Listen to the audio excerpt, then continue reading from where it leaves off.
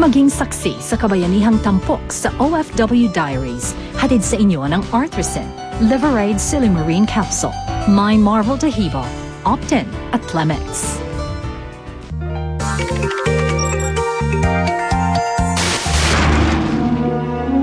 Ngayong gabi sa OFW Diaries, 15 Pinoy na seaman nakasama sa nasunog na shipping vessel sa Venezuela. 6 sa kanila, patay. Paano na ang kanilang mga pamilya?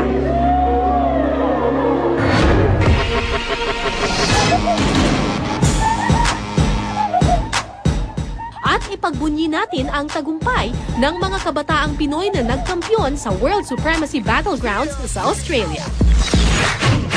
Fatality. Sa larangan daw ng pagsayaw, talaga namang humahataw tayong mga Pilipino. Katunayan, kamakailan lamang, isang grupo na naman ng mga kabataan mula sa Baguio City ang nag-uwi ng karangalan para sa ating bansa. Matapos silang manalo sa isang international dance competition sa Australia. Sana nga lang yung kanilang talento hindi lang sa ibang bayan makilala, kundi maging sa sarili nilang bayan. Sana maipagmalaki rin natin sila.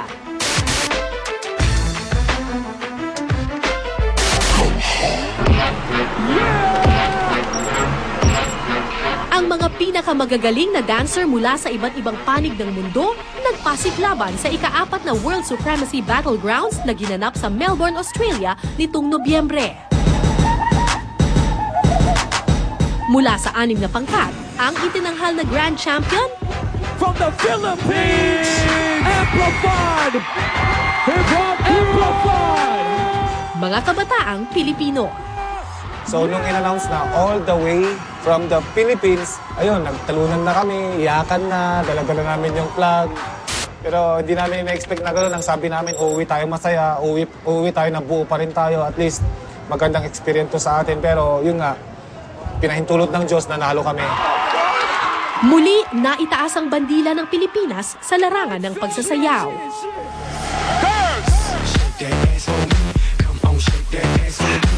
Taong 2008 nang nabuo ang pambato ng City of Pines pagdating sa Hatawan, ang all-male dancers na Baguio Amplified Hip-Hop Group.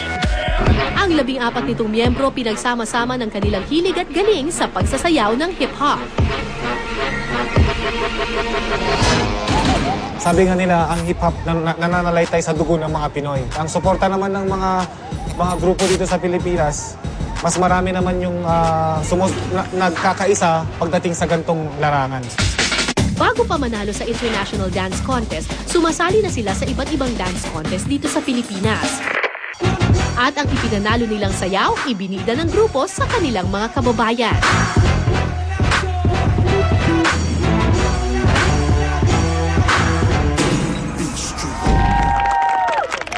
Mas maganda talaga mag-perform sa sarili mong lugar. Baguio is the place to be. I love you, Baguio. Napakagaling nila. Hopefully na itong tinatahak nilang karir nila ay mag-prosper pa. Pero hindi raw biro ang mga pinagdadaanan ng Baguio Amplified Hip-Hop Group. Sa katunayan, araw-araw kung sila'y magsanay. Gusto namin pag-aralan lahat ng styles ng pagsasayaw. Hip-hop, jazz, techno, popping, locking, at saka maraming bago nang lumalabas ngayon na styles na sa pagsasayaw. Yun yung pinag-aaralan namin lagi. Halos araw-araw kami nagpa-practice. Sa isang araw, mga 4 na oras kami nagpa-practice. Yun nga lang, karamihan sa kanila, huminto na sa pag-aaral. Isa rito ang pinakabatang miyembro, si Alvin, 2 taon nang hindi pumapasok sa eskwelahan. Nag-start po ako magsayaw nung since high school po. Pero bata pa lang is gustong-gusto ko na talaga sumayaw. Tapos, nag-concentrate ako sa hip-hop kasi nagustuhan ko yung lahat ng elements ng hip-hop. Ito po, nagpa-practice po ako mag-isa. Na-express ko lang po yung sarili ko. After po nun, pahinga, tas gym na po. Ang pakonsuelo na lang daw ng kanyang mga magulang ang naiuwing tagumpay ng grupo ng anak. Sarap talaga ng feeling bilang ina. Masaya-saya, talagang proud ka dahil siyempre mahal mo yung mga anak mo. Maliban sa titulo, nanalo rin ang grupo ng 100,000 pesos. Sa kabila nito, tila wala pa rin sa tiyempo ang kanilang hinaharap.